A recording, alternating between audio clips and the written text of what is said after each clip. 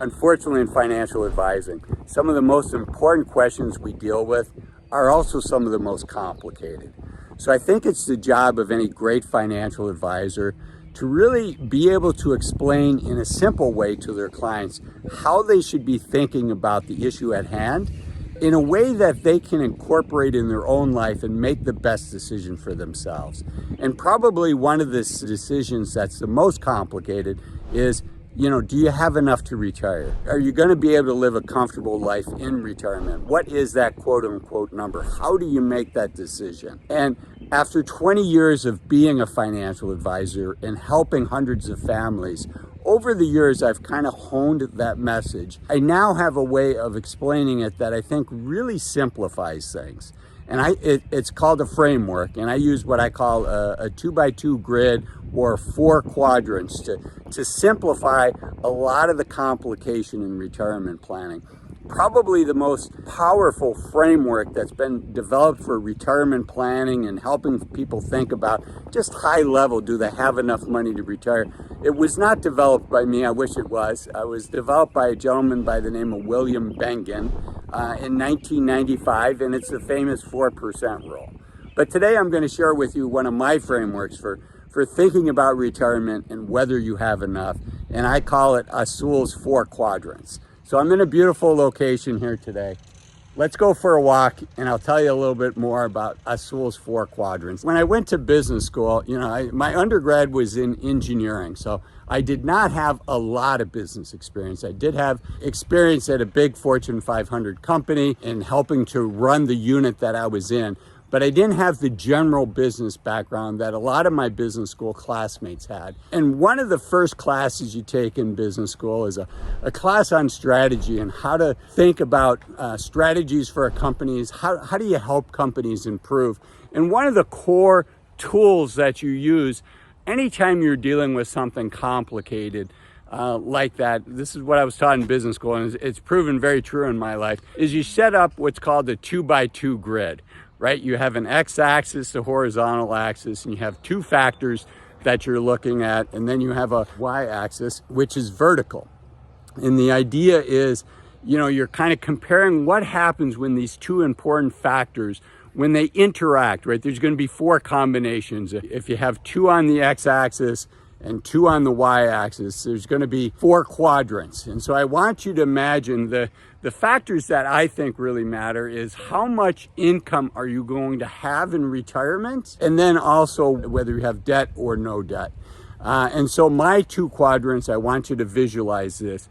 Again, on the x-axis is going to be how much income you have. And just to make things simple, I'm going to give us 2 numbers. The first number is you have $20,000 a year outside of Social Security and outside of paying for healthcare. So I'm assuming healthcare costs are covered. So if you have to pay for that yourself, and let's just say it's $10,000 a year, then in order for you to have $20,000 a year, you really need 30. You're paying $10,000 for healthcare. So outside of healthcare, you have $20,000 a year to live on. And then the other category is $40,000 outside of healthcare. Now, if you're over 65 and you're on Medicare, that's it. Yes, there's a cost associated with it, but it's not like before you're 65, right? So on the x-axis, I want you to imagine $20,000 over here and $40,000 a year over here. And then on the y-axis, I want you to think about having debt or no debt. And by debt, what I really mean is, significant debt. Maybe you just bought a brand new car for $50,000 or $60,000 and you financed the whole thing. I think of $50,000 or $60,000 as being significant debt.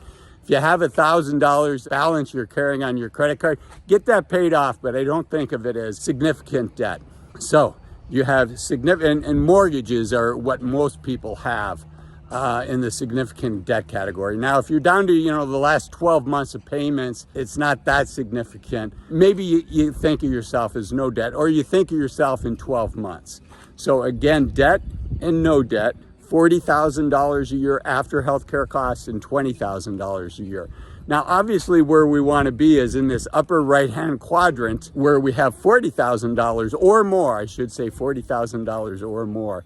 a year after healthcare costs, and we have no debt. That's the freedom quadrant. That's what gives us a lot of choices, a lot of flexibility. It's really up to us whether we keep working or we don't keep working. Now, the next best quadrant to be in, right? The question is, would you rather have income in retirement of $40,000 a year?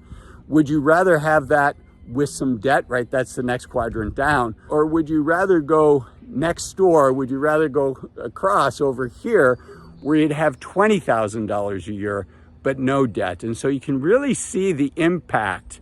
You know, if you had to choose, a lot of 20 and 30-year-olds and even early 40-year-olds should think about these quadrants, you know, 20,000, 40,000, debt or no debt, and ask themselves when they're 55, which quadrant do they want to be in? And then how do they get there, right? If you want to be debt-free by the time you're 50, right? You want to be debt-free here, and you want to have $40,000 a year in income outside of healthcare, well, you know, maybe you buy a smaller house, right? Or maybe if the market, like we just went through a period where the real estate market was very, very strong for, you know, several years in a row, maybe you sell your house and you rent. None of this is financial advice. I'm not suggesting that any of this is right for you, but I'm giving you a framework for you to think about it yourself. Again, $20,000 a year, $40,000 a year, debt or no debt. Which quadrant do you want to be in?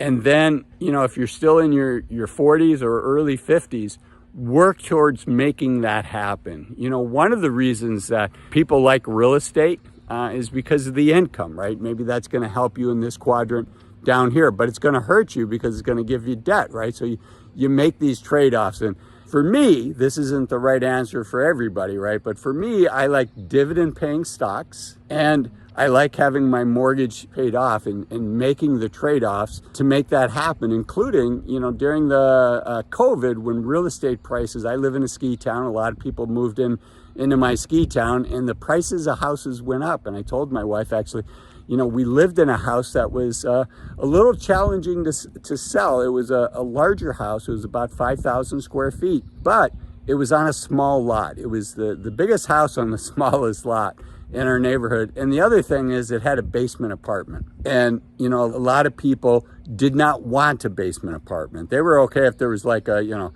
a movie room down there or something, but they didn't want a basement apartment in their house. So, you know, I think regardless of what age you are, thinking through that 2x2 matrix in which quadrant you want to be in. You know, for me, I want to be debt-free. So I'm looking up here at the no debt quadrant and looking across and saying, you know, can I get myself $40,000 a year outside of Social Security? Can I get myself $20,000 or up to $40,000 up here?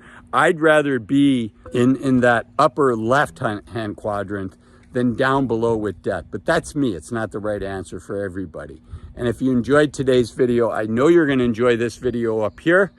In the upper right-hand quadrant that talks about average retiree income. In this video down here in the lower right-hand quadrant that talks about 5 reasons to retire as soon as you can. Thanks for watching. Bye-bye.